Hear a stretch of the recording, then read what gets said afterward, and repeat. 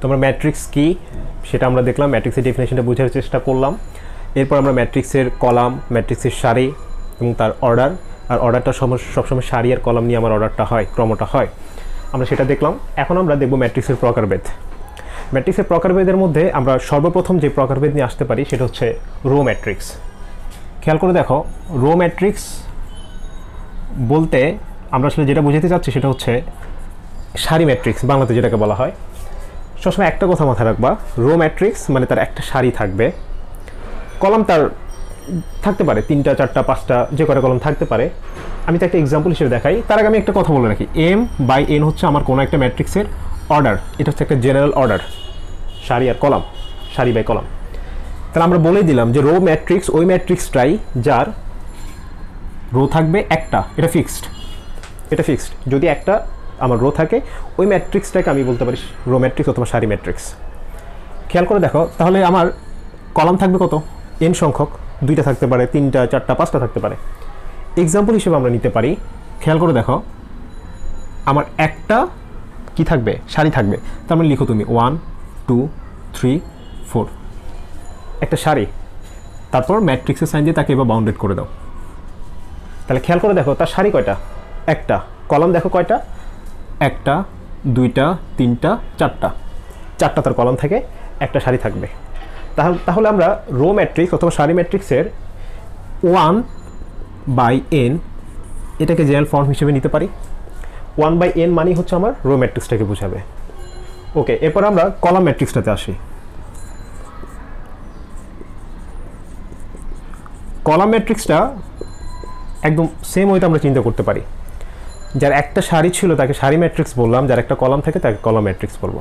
তাহলে এখন আমরা ফোকাস করি, আমার এম সংখ্যক সারি থাকবে আর আমার কলাম থাকবে কয়টা, একটা। তার মানে কত, আমার এন এর ভ্যালুটা হচ্ছে 1। কলাম একটা থাকবে, কলাম একটা থাকবে, সারি আমার 2 4 5টা যত ইচ্ছাটা আমার থাকতে পারে, তাতে কোনো সমস্যা হয় না। তার মানে আমরা এখানে বলতে পারি m/1 এটা কেবলমাত্র কলাম ম্যাট্রিক্সেরই একটা কন্ডিশন। তাহলে আমরা যদি দেখি ঠিক এটার মতো চিন্তা করে দেখো, আমার সারি এম সংখ্যক থাকবে, কলাম থাকবে একটা কলাম লিখো 1 2 3 4, তারপর তাকে এভাবে বাউন্ডেড করো। তাহলে এটা আমার কি ম্যাট্রিক্স, একটা কলাম ম্যাট্রিক্স। ওকে, ঠিক আমরা এরপরে রো ম্যাট্রিক্স পরে আমরা যেটা দেখতে পারি, বর্গ ম্যাট্রিক্সটা আমরা দেখতে পারি। একটা কথা বলে রাখি, বর্গ ম্যাট্রিক্স, স্কেলার ম্যাট্রিক্স, কর্ণ ম্যাট্রিক্স এবং অভেদক ম্যাট্রিক্স, এই 4টা ম্যাট্রিক্সের সাথে খুবই একটা ইন্টারেস্টিং রিলেশন আছে। আমি এভাবে যদি তোমাদেরকে দেখাই, স্কয়ার ম্যাট্রিক্স, তারপর হচ্ছে আমাদের ডায়াগোনাল ম্যাট্রিক্স, যেটাকে আমরা কর্ণ ম্যাট্রিক্স বলে থাকি। এরপর আমরা দেখতে পারি, আমি এই যে দেখতেছো এখানে অ্যারো সাইনগুলো খুব ভালো একটা সিগনিফিকেন্স এখানে আছে। আমি কিন্তু অ্যারো সাইনগুলোকে 2টা পাশে দিচ্ছি, মানে স্কয়ার থেকে ডায়াগোনাল, ডায়াগোনাল থেকে স্কয়ার। তার মানে এটা মিন করে না স্কয়ার যেটা সেটাই ডায়াগোনাল, ডায়াগোনাল যেটা সেটাই হচ্ছে আমার স্কেলার और আইডেন্টিটি। আইডেন্টিটি বাংলাতে বলা হয় অভেদক, স্কেলার বাংলাতে আমরা স্কেলারই বলি, ডায়াগোনাল বলা হয় কর্ণ, স্কয়ারকে আমরা বলি বর্গ। এই 4টা ম্যাট্রিক্সের প্রকারভেদ বলতে আমার এই 4টাই প্রকারভেদ, আগে 2টা শিখছি এমনটা না, আমার আরও প্রকারভেদ আছে, তবে এই 4টার একটা সিগনিফিকেন্স আছে। সিগনিফিকেন্সটা আমি বলি, তার আগে আরেকটা কথা বলি, স্কয়ার ডায়াগোনাল, ডায়াগোনাল থেকে স্কেলার, স্কেলার থেকে আইডেন্টিটি, এই সিকোয়েন্সটা তোমরা বোঝার চেষ্টা করবা এবং এই সিকোয়েন্সই মনে রাখার চেষ্টা করবা।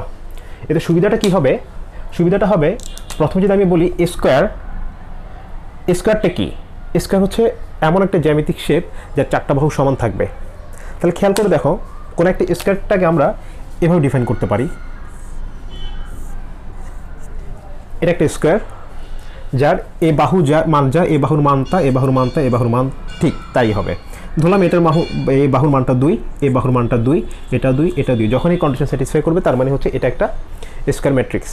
কিন্তু আমার ম্যাট্রিক্সের ক্ষেত্রে ঠিক সেম কনসেপ্টটা ইউজ করে আমরা এভাবে করতে পারি, স্কয়ার ম্যাট্রিক্স ওই ম্যাট্রিক্সটাকে বলবো যে ম্যাট্রিক্সের রো যে কয়টা থাকবে, কলাম ওই কয়টা থাকবে। তার মানে আমরা এভাবে বলতে পারি, খেয়াল করে দেখো m/n এটা ছিল যে কোনো একটা ম্যাট্রিক্সের অর্ডার, m মানে সারির, n মানে কলাম। তার মানে আমরা বললাম যতটা আমার সারি থাকবে ঠিক ততটাই কলাম থাকবে। তার মানে যতটা সারি থাকবে ততটাই কলাম থাকবে। তার মানে এনটাই কি আমার এম এর সমান হবে, বা আমি এন বাই এনও বলতে পারি। এখন যদি আমরা এক্সাম্পল হিসেবে খেয়াল করে দেখি, দেখো 2/2, তার মানে কি দুইটা সারি থাকবে, দুইটা কলাম থাকবে। এক্সাম্পল হিসেবে আমরা এভাবে নিতে পারি। খেয়াল করে দেখো, আমি বললাম 1 2, তারপর বললাম আমি 4 5। এটা একটা স্কোয়ার ম্যাট্রিক্স। কীভাবে বলতে পারি, খেয়াল করে দেখো, আমার একটা সারি আরেকটা সারি, দুইটা সারি, ফার্স্ট কলাম সেকেন্ড কলাম, দুইটা কলাম। তাহলে এই ম্যাট্রিক্সের অর্ডার কত? 2/2, যার সারি দুইটা কলাম দুইটা। ঠিক একইভাবে 3/3, 4/4 এই ধরনের ম্যাট্রিক্সের যে অর্ডারগুলা সারি আর কলাম সেম থাকবে, ওগুলোকে আমরা নিশ্চিন্তে স্কোয়ার ম্যাট্রিক্স বলতে পারি। খেয়াল করে দেখো, দুইটা রো দুইটা কলাম। ওকে, এরপরে ডায়াগোনালটাতে আসি আমরা। আচ্ছা, ডায়াগোনালটার জন্য কি করতে হবে? আমার সিগনিফিকেন্স আমি একটু আগে যেটা বলছিলাম তোমাদের, সেটা এখন বলি। খেয়াল করে দেখো, স্কোয়ার আর ডায়াগোনালের মধ্যে সিগনিফিকেন্সটা কোথায়, কেন আমি এরকম ডাবল অ্যারো দিয়ে আসলে সেটা বুঝালাম। তার মানে এটা মিন করে না যে স্কোয়ার যে কথা ডায়াগোনাল একই কথা না। তবে একটা জিনিস তাদেরকে স্যাটিসফাই করতেই হবে, সেটা হচ্ছে কোনো একটা ম্যাট্রিক্সকে যদি ডায়াগোনাল ম্যাট্রিক্স হতে হয়, ডেফিনেটলি তাকে স্কোয়ার ম্যাট্রিক্স হতে হবে। কোনো একটা ডায়াগোনাল ম্যাট্রিক্সকে যদি আমার ডায়াগোনাল হইতে হয়, তাহলে ডেফিনেটলি তাকে স্কোয়ার ম্যাট্রিক্স হতে হবে। খেয়াল করে দেখো, এখানে আমি প্রথমে একটা ম্যাট্রিক্স লিখি 1 2 3 4 5 6 7 8 9। আমি বলতেছি ফার্স্ট অফ অল এটা একটা স্কোয়ার ম্যাট্রিক্স। কীভাবে দেখো, তার আমার 3টা রো সারি, 3টা কলাম, 3/3 অর্ডার, এই ম্যাট্রিক্সটাই। তাহলে এটা একটা ডায়াগোনাল ম্যাট্রিক্স হতেই হবে। তাহলে এই ডায়াগোনাল ম্যাট্রিক্সটা একটা স্কোয়ার ম্যাট্রিক্সের কন্ডিশনকে স্যাটিসফাই করতেছে। তাহলে আমরা এখান থেকে এই কথাটা এনশিওর করতেই পারি। তাহলে আমার এটা আর এটার মধ্যে ব্যবধানটা কোথায়, পার্থক্যটা কোথায়? পার্থক্যটা হচ্ছে ডায়াগোনাল ম্যাট্রিক্সের শুধুমাত্র এই কর্ণের উপাদানগুলো ছাড়া বাকি যে উপাদানগুলো থাকবে, প্রত্যেকটা উপাদান আমার 0 0 0 0 0। এটা হচ্ছে ডায়াগোনাল ম্যাট্রিক্সের স্পেশালিটি বা তার প্রপার্টিসের মধ্যে পড়ে। শুধুমাত্র কর্ণের উপাদানগুলো ছাড়া বাকি প্রত্যেকটা উপাদান 0। এটা হচ্ছে ডায়াগোনাল ম্যাট্রিক্স। দেন আমরা আসি স্কেলার ম্যাট্রিক্স। খেয়াল করে দেখো, স্কেলার ম্যাট্রিক্সকে যদি স্কেলার হইতে হয়, তাকে হইতে হবে প্রথমে স্কোয়ার, তারপর হইতে হবে ডায়াগোনাল। এখন আমাদের সেই দুইটার সাথে তোমরা ম্যাচ করো। খেয়াল করে দেখো, আমি সেমটাই নিলাম 1 0 0 0 5 0 0 0 9। সেম ডায়াগোনাল ম্যাট্রিক্সটা আমি এখানে লিখলাম। তো এখন আমি তাহলে পার্থক্যটা কোথায় করব? এটা একটা স্কোয়ার ম্যাট্রিক্স 3/3 অর্ডার, ফাইন। একটা ডায়াগোনাল ম্যাট্রিক্স, কর্ণের প্রত্যেকটা উপাদান ছাড়া তার প্রত্যেকটা উপাদান 0। তাহলে দুইটার মধ্যে তো এক হয়ে গেল, এক হবে না। স্কেলার ম্যাট্রিক্সটাকে আমরা এখন স্কেলার করব কিভাবে? তার এই যে খেয়াল করে দেখো, এটা 5ই থাকুক, এই 1টাকে আমি 5 দিলাম, এই 9টাকে 5 দিলাম। তার মানে এটাই বোঝায় কোনো একটা স্কেলার ম্যাট্রিক্স যার কর্ণের প্রত্যেকটা উপাদান আমার সেম থাকবে। যদি 5 থাকে 5 5 5, 1 থাকলে 1 1 1, 2 থাকলে 2 2 2, তার ডায়াগোনাল ম্যাট্রিক্স। তাহলে খেয়াল করে দেখো, স্কেলার ম্যাট্রিক্স প্রথমে 3/3 অর্ডার হইতে হবে এবং তার কর্ণের প্রত্যেকটা উপাদান 0 0 হবে না, এই শুধু এগুলো ছাড়া। ঠিক এরপর আসা হচ্ছে আইডেন্টিটি ম্যাট্রিক্স। আইডেন্টিটি ম্যাট্রিক্সের একদম এটা সেম স্কেলার ম্যাট্রিক্সের মতোই, জাস্ট পার্থক্য থাকবে এখানে। আইডেন্টিটি ম্যাট্রিক্সের কর্ণের প্রত্যেকটা উপাদান আমার হবে কত? 1 1। এটা আমার ফিক্সড। কর্ণের প্রত্যেকটা ম্যাট্রিক্সের ভ্যালু আমার কত হইতে হবে? 1 1 1 হইতে হবে। 1 1 হলে সেটা আইডেন্টিটি ম্যাট্রিক্স। এটাকে আমরা আরেকটা ম্যাট্রিক্স বলে থাকি, সেটা ইউনিট ম্যাট্রিক্স, সেটা আমরা পরবর্তীতে দেখব। তাহলে আমরা যদি এখানে এখন একটি সামারি করি, খেয়াল করে দেখো, স্কোয়ার, ডায়াগোনাল, স্কেলার, আইডেন্টিটি।